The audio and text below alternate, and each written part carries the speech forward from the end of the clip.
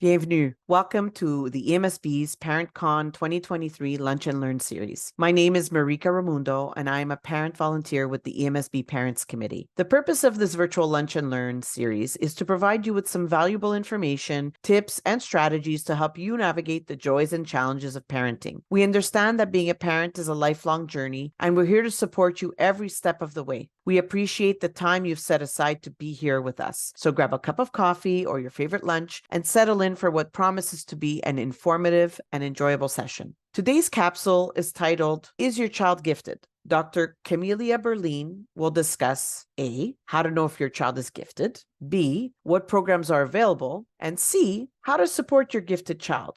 A repertoire of valuable resources for parents will be shared. Dr. Camelia Birlean is the consultant for gifted and exceptional learners at the EMSB's Student Services Department. In addition to leading the enrichment programs at the EMSB and designing services for gifted and talented students at EMSB schools, Dr. Birlean has been teaching at McGill since 2010 in the Faculty of Education, where her primary teaching responsibilities are within the field of special education, specifically in gifted education, and in differentiated assessment in inclusive education. Dr. Birlean is also the author of multiple articles and chapters in the field of gifted education, and finally, she is the parent of a highly gifted child. Dr. Birlean, the mic is yours. Hello, everyone. First of all, I would like to thank you for selecting to spend the next hour with me, learning about the needs of talented and gifted learners, a population that unfortunately has been neglected for a long time in our schools across Quebec. So I am Dr. Birlean, and I'm leading the dossier of the gifted and talented learners at the English Montreal School Board. I am also a lecturer in the Educational and Counseling Psychology Department at McGill, where I teach the gifted and talented class, a class that I've been teaching for the past 12 years. I am also the author of chapters and articles on giftedness. And finally, but not the least, I am the parent of a highly gifted child, currently in grade 11 at the age of 14, and who is also a high honor student at Johns Hopkins University's Center for Talented Youth. The content of my presentation today draws on the multiple roles I play within the gifted dossier, as a consultant, as an educator, researcher, but also as a parent of a highly gifted child. So this session has three objectives that are connected to parenting of a gifted or talented child. First, I would like to explain why is it important to offer services to gifted and talented students. Second, to address the question, how do you know if your child is gifted? I will share a tool that's been developed at University of Georgia that entails the most common traits and behaviors of gifted individuals that will help you as a parent to assess the need for your child to be formally assessed for giftedness. And then I will end the discussion by sharing the programs currently available for gifted and talented students at EMSB, while providing further recommendation for supporting your gifted child at home and beyond. So why offering special services to gifted children? I think it's important to understand that the average of most ability and IQ tests is 100, and a step from the mean on either side is used actually as an indicator for grade level mastery. That's a target point for the textbooks that the children learn from, the educational curriculum standards, and the typical classroom instruction that your child benefits from. And 1 minus 1 standard deviation from the mean is intended to address the needs of about 68% of our student population. Now, 2 steps from the mean, the range from 70 to 130 IQ includes about 95% of the population. And 2 steps from the average becomes big enough of a difference that the system no longer meets the learner's educational needs.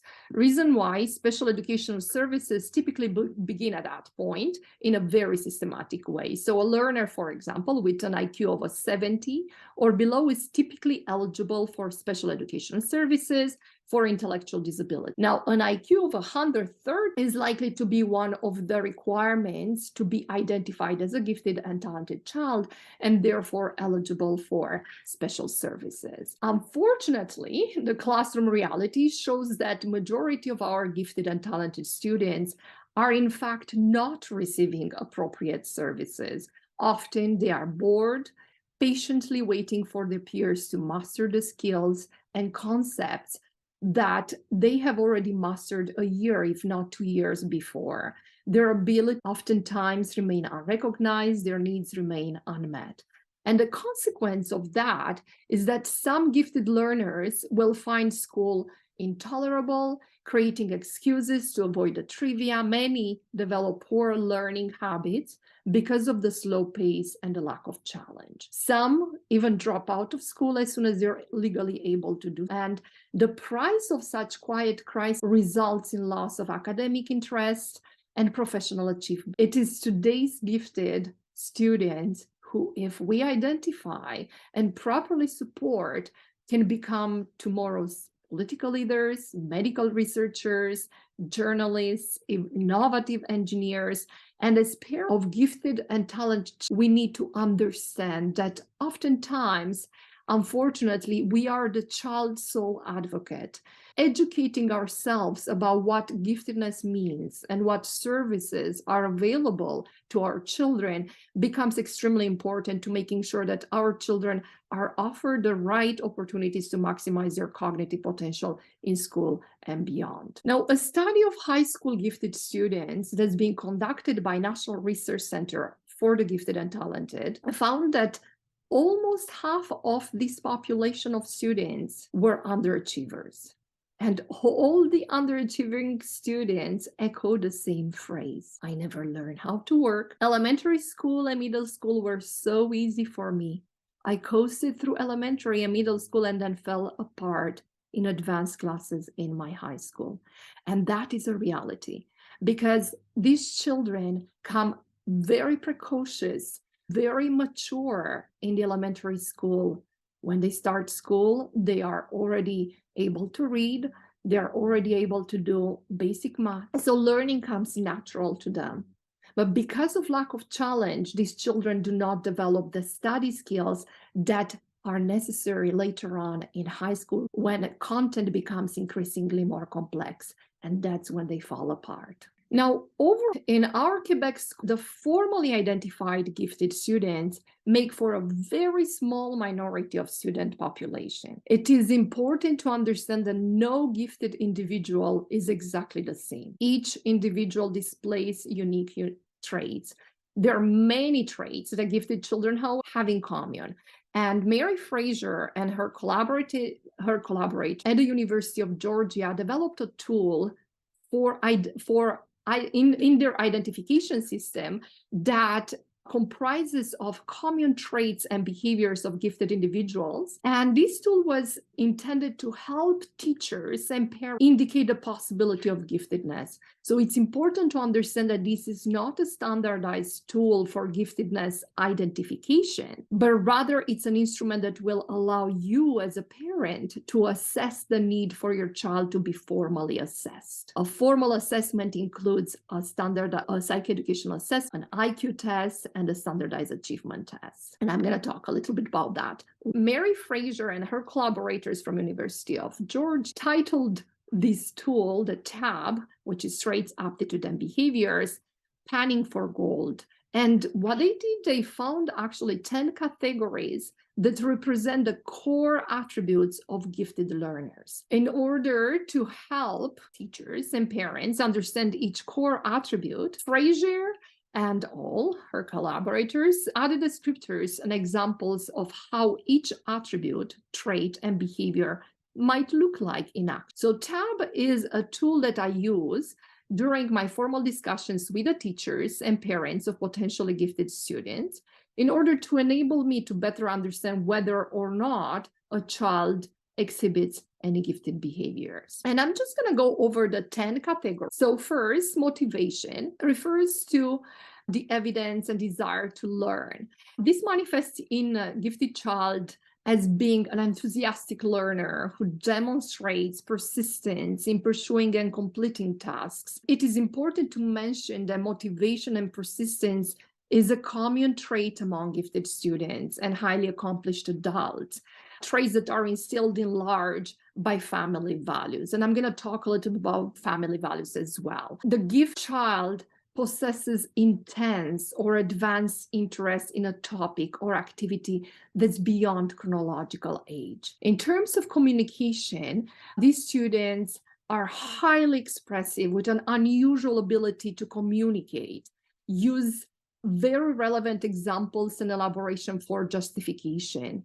The advanced language ability of the gifted child includes superior comprehension skills.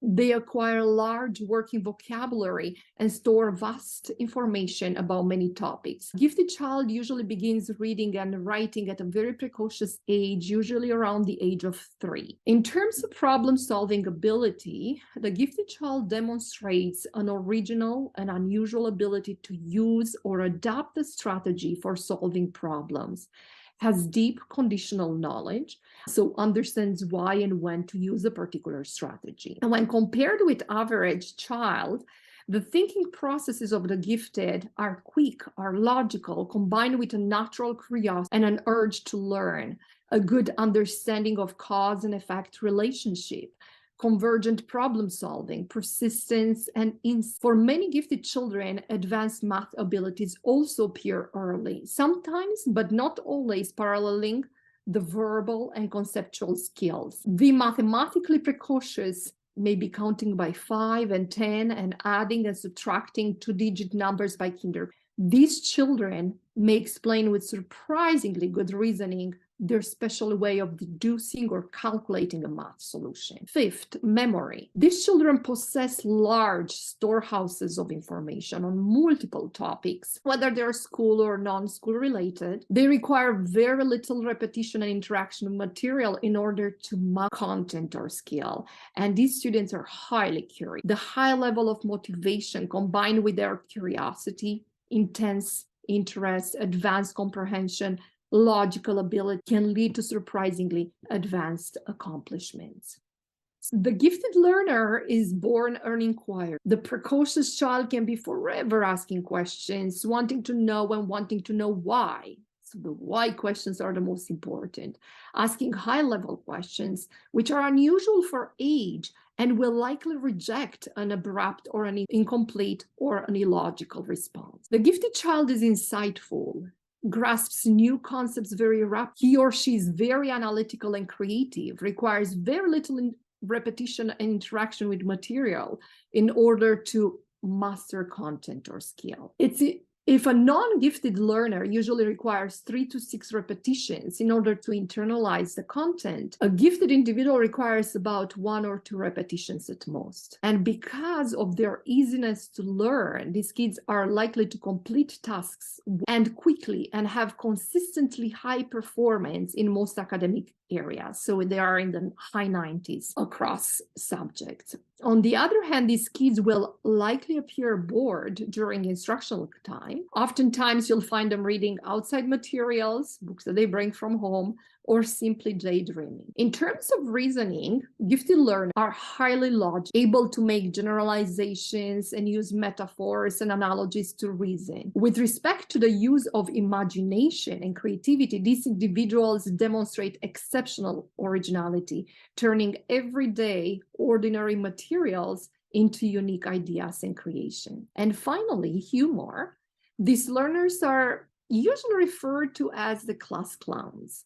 They have a keen sense of humor, sometimes gentle, but sometimes quite hostile, and demonstrate unusual emotional depth and sensory awareness.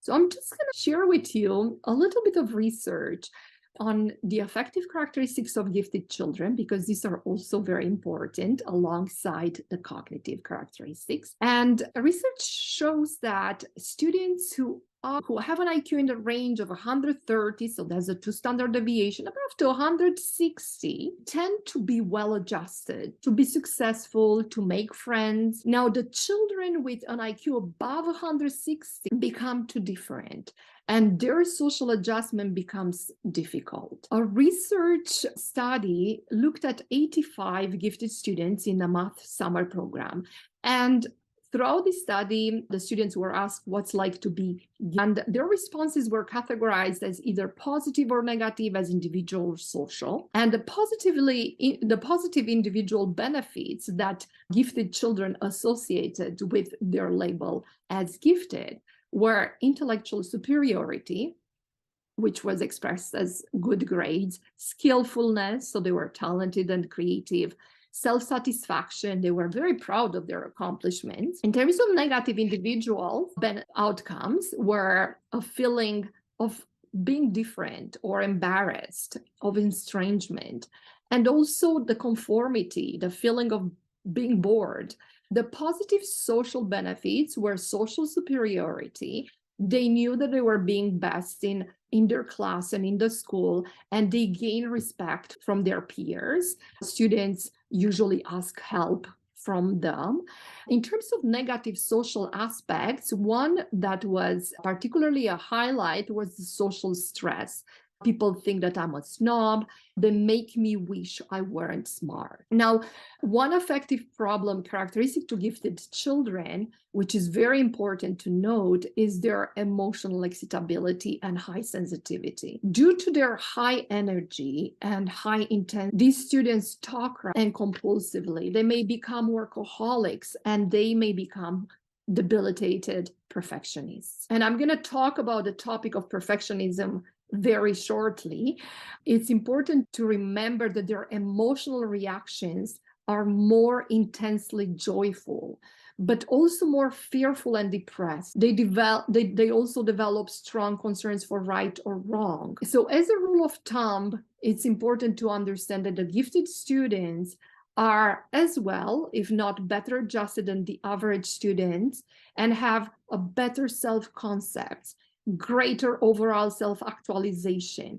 So giftedness is clearly an advantage that conveys both academic and personal benefits. How, despite their tendency for healthy adjustments, as parents and educators, we need to remain aware of gifted children's problems and their strong need for counseling. Some of the common problems that these children encounter are social rejection, leading to feeling of loneliness, being different, weird, depression, boredom, compulsive and neurotic perfectionism, feeling of stress, feeling of self-pressure, which is the concern that one must be superior in all activities, and even eating disorders in adolescence. Gifted children often set higher goals for themselves.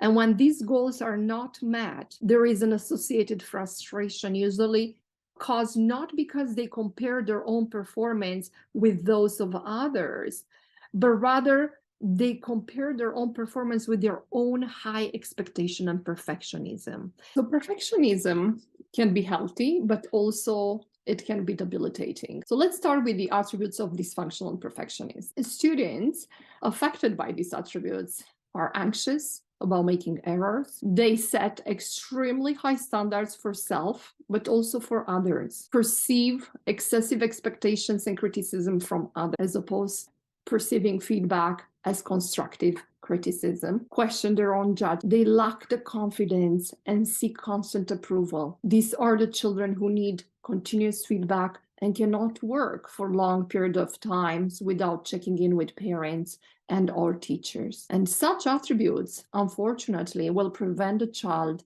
from and engaging in new challenges, and hence from maximizing their potential in classroom and beyond. On the other hand, the child who embraces the attributes of healthy perfectionism accepts and uses mistakes constructively, attributes failure to lack of effort and not lack of ability, while failure is seen as a learning opportunity to try harder next time around. These learners have built resilience from past failure experiences that occur within a safe and supportive environment. And these two qualities of the environment, safe and supportive, become key to building resilience. So what are the attributes of healthy perfectionism? They have an intense need for order and organization. They display positive coping strategies. They're able to set realistic goals, validate their emotion. They're not fearing to make mistakes. They're flexible in readjusting their personal rules and are able to focus on the bigger picture as opposed to the short-term objective. And they're also conscious about the need for self-regulatory strategies. They're able to relax using various techniques, such as breathing techniques, and also going with the flow. So here are some recommendations to help our children develop those attributes of healthy perfectionists. So first of all, we need to help them set realistic standards, set realistic expectations for self, but also for others, and send a message that you believe in your child. Research actually shows that when fathers believe in their daughters and that message is clearly communicated to the child, the daughter also believes in self. Create open communication. Listen actively to your children's needs and emotions. Provide that safe space where your child may be their best and true selves. And it's okay to fail. Echoes the importance of discipline and lifelong learning. Help your child understand the consequences of a decision and enjoy living with your gifted child. Learn from the child and share about your interests, share about your expertise, show that you value reflection and daydreaming, allow them to make decisions. We need to empower our children from a very young age and be clear and consistent with respect to the messages communicated to the child. And that consistency is extremely important between parents, between school and home, but also within the same parent, making sure that we clearly communicate the same message and on the long term as well. Now, consistent with the findings from gifted literature, the neurosciences research shows that an enriched environment at home is one that includes a steady source of positive emotional support, provides a nutritious diet, stimulates all senses, provides an atmosphere that's free of undue pressure and stress. What services do we offer at EMSB for these children? And I think it's important to understand that just like all students, gifted and talented students should receive education that is appropriate to their ability, to their cognitive abilities at all times, not only when they attend a special class or a special program or for gifted and talented. And so the levels of service approach that we adopted at EMSB actually intends to reach as many bright and advanced learners and meet their needs, beginning with opportunities at the classroom level that's based on students' personal interests and skills. So I'm just going to talk a little bit about differentiation at the classroom level. So because gifted children are shown to learn consistently more rapid and qualitatively different from their average age peer, researchers argue that gifted learning be allowed to move through regular curriculum at a faster speed while spending more time engaged with activities that target high-level thinking, such as analytical tasks, creative tasks, and so on. So for that reason, in various classes at our EMSB schools, we had set up what we call learning centers. Learning centers are differentiated structures for advanced learners. So as they complete the work well and faster than their peers, than the regular classroom work, then they join these activities at the learning center. And for example, I'm just going to shortly go through some of the examples for the reading centers. In ELA, students work at the reading center with cards of text passages that are appropriate for their level, so keeping them challenged, and they work with associated comprehension questions. In French, we have a variety, a menu of hands-on activities and projects on, for example, the topic of wolves, in which students are presented with photos representing stories about wolves. They need to discuss, to analyze, to write a text. Then they have their engaged in projects in which students can learn more in depth about wolves, and they also engage in interactive grammar games. In mathematics, we have a variety of activities at our learning centers, from math explorations in which students learn how to divide like Egyptians. So here, students are given an opportunity to explore fractions as the Egyptian used them. And as they're introduced to the Egyptian notations, they answer questions of division using those notations, and then they make connection to our modern representations. Another fun activity is that we actually engaged our students last academic school year is Are We There Yet? Is a journey through our solar system, was a long-term mathematical exploration that helps students use proportional reasoning to build a football field size scale model of our solar system. They also engage in problems of the week. And we also have an IXL, which is an application. It's another math differentiation structure that differentiates according to the pace and readiness level of the student.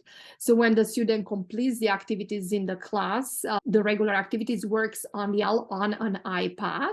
And the IXL math helps students master essential skills at their own pace. The skills are aligned to the Quebec progression of learning and the QEP. So level of services, also known as adaptations, are needed by some students. And these refer to the opportunities that involve alternative learning activities for students to engage in a more rigorous or complex learning activity based on documented needs in area of strength. So the kind of programs included in the level 2 of services are enrichment programs, whether they're school-wide enrichment or independent enrichment, and academic competitions. So the enrichment programs, the school-wide enrichment programs that I coordinated at EMSB over the life of my dossier as the consultant for the gifted and exceptional learner, include the Caribou International Math Competition, Future Problem Solving International Competition, a Debating and Public Speaking Enrichment Program, Battle of the Books Enrichment Program, and the McGill Let's Talk Science National Competition. Now, these programs run weekly, except for the Caribou, which I will address shortly. And they select strong learners, usually with grades over 90% or above, who are talented in the discipline of the program. The programs are implemented by enrichment coaches so that students develop and refine their knowledge and skills under the ongoing and careful guidance and through continuous constructive feedback. Now, most of my hired enrichment support staff were my former students at McGill who completed a course on the gifted and talented students and who distinguished themselves as strong learners in my class. A workshop capsule is dedicated solely to the menu of the school-wide enrichment and independent enrichment programs that we offer at EMSB. A workshop capsule in which each of these programs will be explained in more detail through the concrete examples while also highlighting our students' achievement in each program. So I invite you to actually watch the next workshop cap. For now, I will briefly explain each program. So I will start with the Caribou International Mathematics Competition, which is a contest that focuses on complex problem solving and mathematical reasoning skills and comprises of 6 contests per year. So they start usually in October and they end in May, each progressing with a curriculum to keep a mathematically talented child motivated year-round. 2 of our students, of our English Montreal School Board students, scored number 1 at the international levels, 1 in the October contest and 1 in the January contest. The other program is the Future Problem Solving International, which involves thousands of students annually from all around the world. This program enables students to think creatively and explore collaboratively a selected inquiry topic from a diverse range of contemporary global topics, such as digital realities, robotic workforce, throwaway society, currency, which is the final topic for our international competition. Specifically, our students learn and implement the 6 steps problem-solving model that's been proposed by Dr. Tor and compete internationally. They competed in 3 distinct competitions, leading to the final competition, which will be held at University of Massachusetts from June 7 to June 11. With each competition, the teams created and submitted a detailed action plan solving a given problem that was situated in the future, while entries were assessed and scored by trained evaluators. Now, students who are selected in this are academically very strong learners. They have high grades in the 90% across subjects, and they exceed curriculum expectations. These are students who are curious and enjoy learning and reading. The Junior School Enrichment Program on Debating and Public Speaking is a skill-based program that offers participants an ideal preparation for future high school debating clubs. Our round of speech events combine the emphasis on debate skills with emphasis on persuasion and rhetoric. Near the end of the program, children are offered the opportunity to enact a real debate on a given topic using the Canadian parliamentary structure, as they are competing in the semifinals and final debates against teams from other English Montreal School Boards. Students who are selected in this program are from grade 4 to 6, so in the final cycle of elementary school, and they are avid readers, they're great debaters and performers in class, and they are also strong learners, so they must have grades in the 90s and above. The Battle of the Books Enrichment Program is a program that runs from November to May. In the early stages of our program, so from November to about February, our weekly meetings are a mix of independent reading worksheets, as well as thematic literature circles. And by December, students start to develop trivia questions from a mix of independent reflections and group discussions. As of February, time by which all our teams have covered, at least collectively, the 10 selected books. The emphasis of the programs shifts to the preparation for the final competition. The final competition this year is scheduled on May 19 at Roslyn Elementary School, and this will be a very grand event in which our final 4 school champion teams come together in the final battle.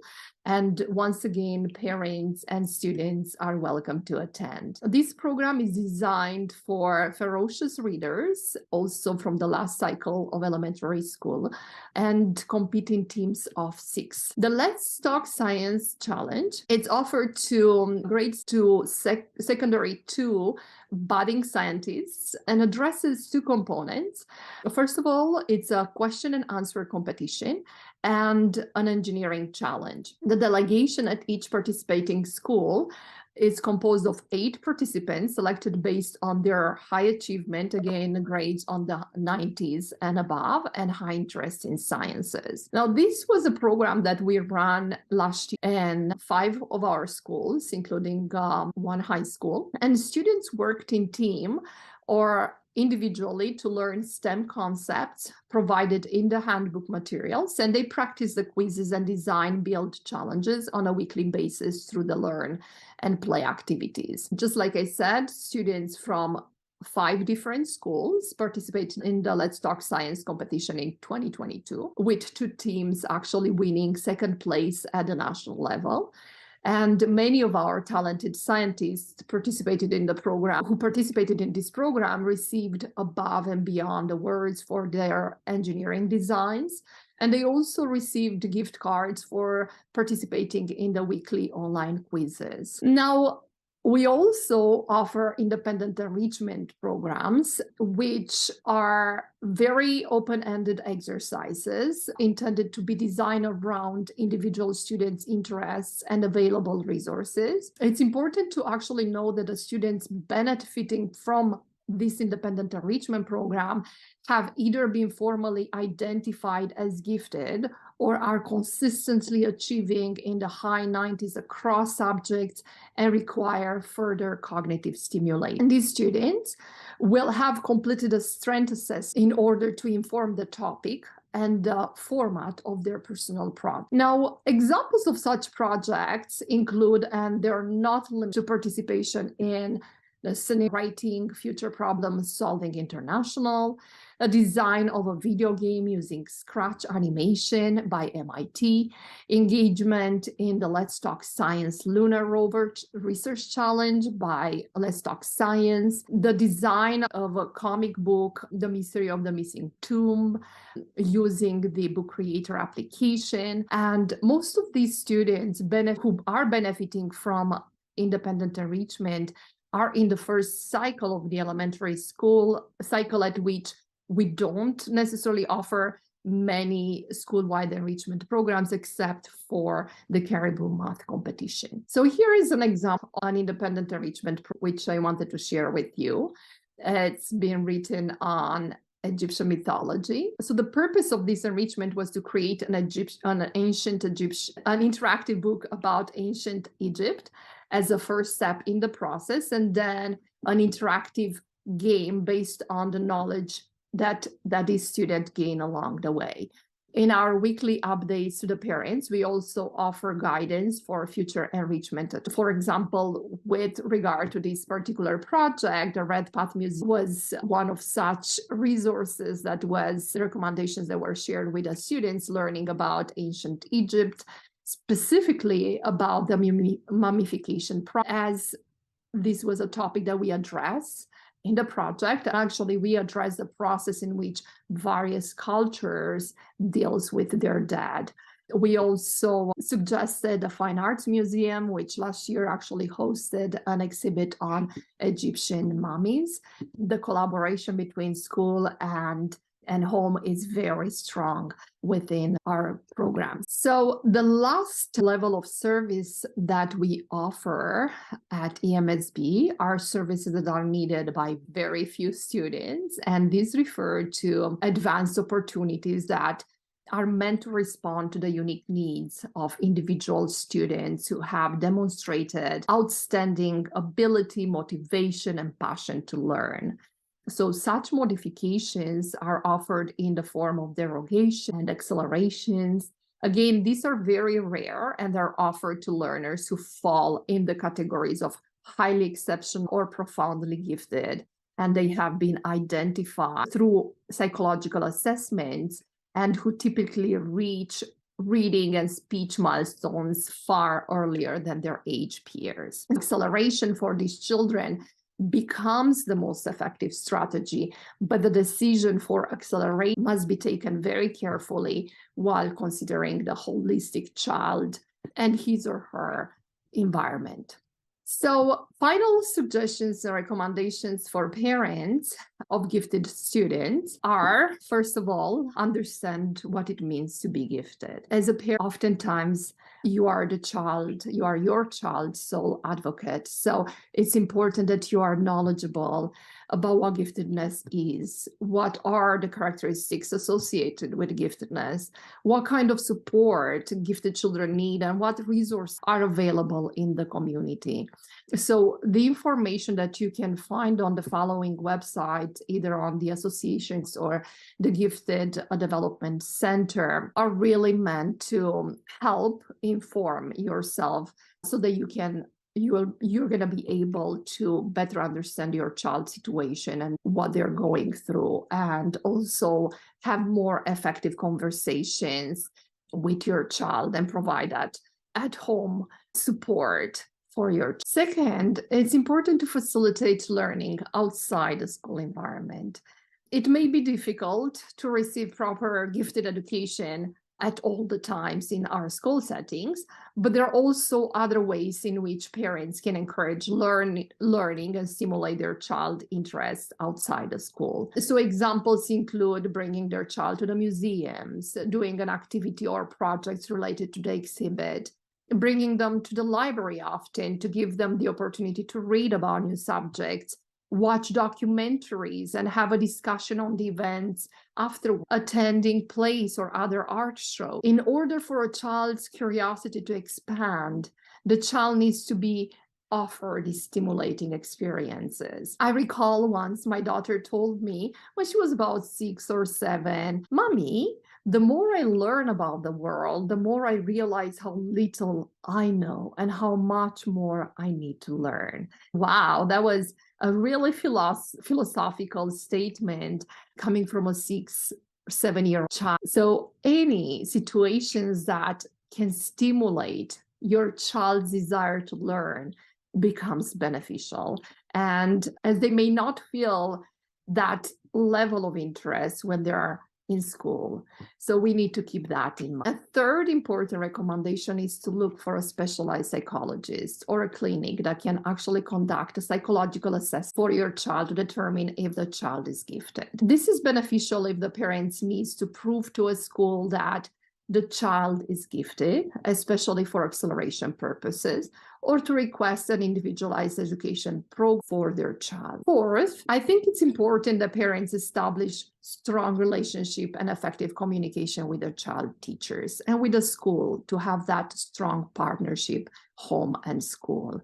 The parents will feel that their needs will be better met, will feel more comfortable discussing the needs of their child. It's important to understand that extra work, emphasizing drills and review, having the gifted student tutor other students during class time are not effective strategies for gifted children. These children need appropriate activities that are commensurate with their cognitive need, with their cognitive development. And finally, but not the least, I think it's important to find families with gifted children, other families with gifted children, so that the child will have the opportunity to develop friendships that are more meaningful and stimulating to them. Similarly, also as parents, you will feel that you will have that support system that you can go to when you have worries or issues or want advice.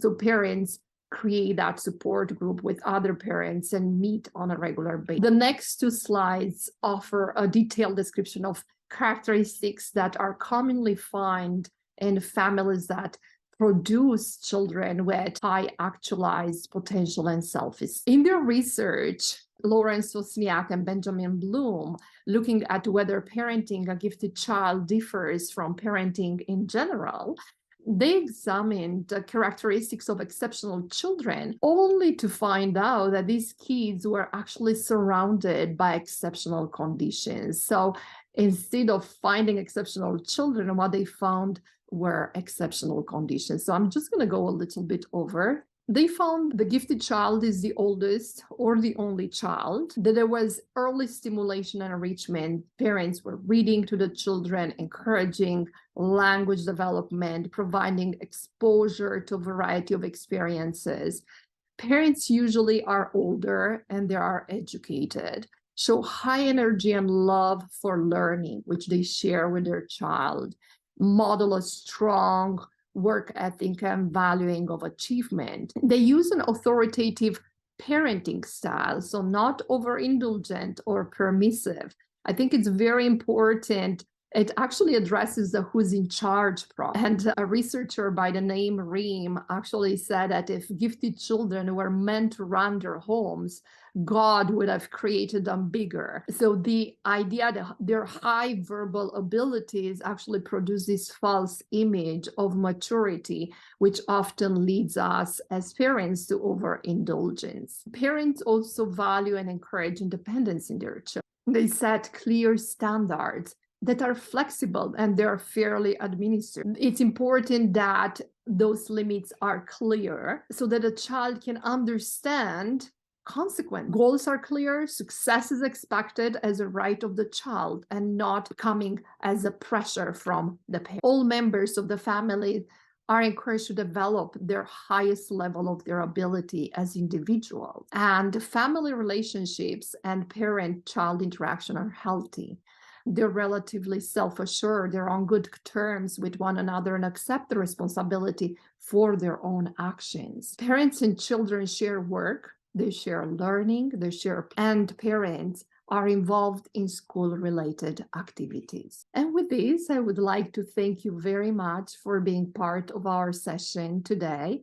And I would like to welcome you invite you to watch the next workshop capsule on the enrichment menu that we offer at EMSB. Thank you very much. A big thank you goes out to all the ParentCon speakers, educational partners, and behind-the-scenes organizers. Your commitment to excellence in education is outstanding, and thank you for taking the time to attend this session. We hope you found this session valuable, educational, insightful. For more resources, don't forget to visit the EMSB Parents Committee on Facebook or online at emsbparents.ca.